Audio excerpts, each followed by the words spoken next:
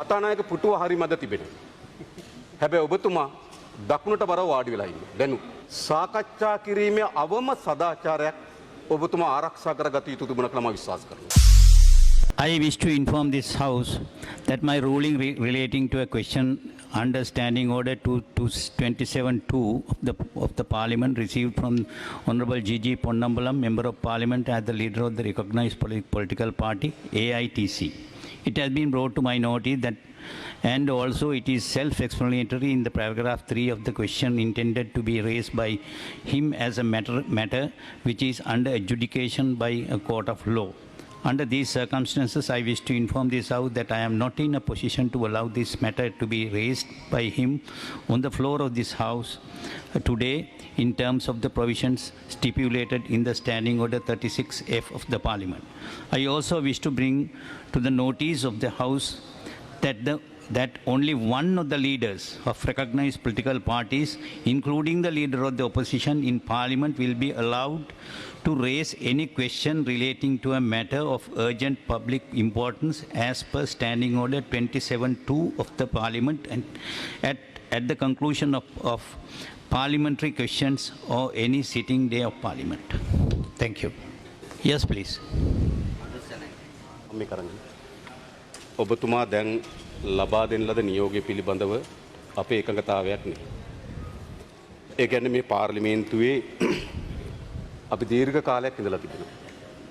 මම හිතන්නේ ඒ හැම අවස්ථාවකදීම පක්ෂ නායකයෙකුට එවැනි විශේෂ ප්‍රකාශයක් කොට ප්‍රශ්නයක් විමසීම සඳහා අවස්ථාව තිබුණා.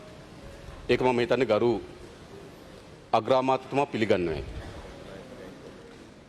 විශේෂයෙන්ම ස්ථාවර නියෝගවල මේ අයිතිය පක්ෂ නායකයන්ට ලබා දීලා තිබෙනවා. මම දැනගන්න කැමතියි ඔබතුමා පක්ෂ නායකයන් වෙත හිමි වී තිබෙන මේ අයිතිය අප අතර කිසිදු සාකච්ඡාවකින් තොරව මම කනගාටු වෙන ඔබතුමා ගැන. අඩුම තරමේ පක්ෂ නායකයන්ට හිමි අයිතියක් උල්ලංඝනය කරන්න හදනකොට එය අත්හිටවීම සඳහා ඔබතුමා නියෝගයක් ලබා දෙන්න හදනකොට එම පක්ෂ නායකින් සමගවත් අවම වශයෙන් සාකච්ඡා කිරීමේ අවම සදාචාරයක් ඔබතුමා ආරක්ෂා කරගත යුතු තිබුණා කියලා මම විශ්වාස කරනවා. ආණ්ඩුව දකුණු පැත්තේ වාඩි වෙලා ඉන්නවා. විපක්ෂය වම් පැත්තේ වාඩි වෙලා ඉන්නවා. කතානායක පුටුව හරි මැද තිබෙනවා. හැබැයි ඔබතුමා දකුණට බර වාඩි වෙලා ඉන්නවා. දැනු මේ සම්ප්‍රදාය ඔබතුමා නතර කරන්න. කරුණාකරන්න.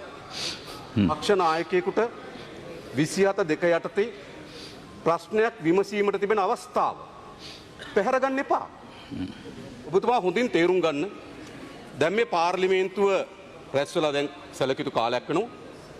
නමුත් මා කිසි විටක තාමත් එවැනි ප්‍රශ්නයක් විමසලා නැහැ. ඔබතුමා දන්නවා. අගෝස්තු මාසේ 5 වෙනිදාගේ රැස් වුණාට පසු දැන් සති 3කට වඩා ආසන්න කාලයක් රැස් වෙලා තිබෙනවා. හැබැයි මම විසින් විමසලා නැහැ.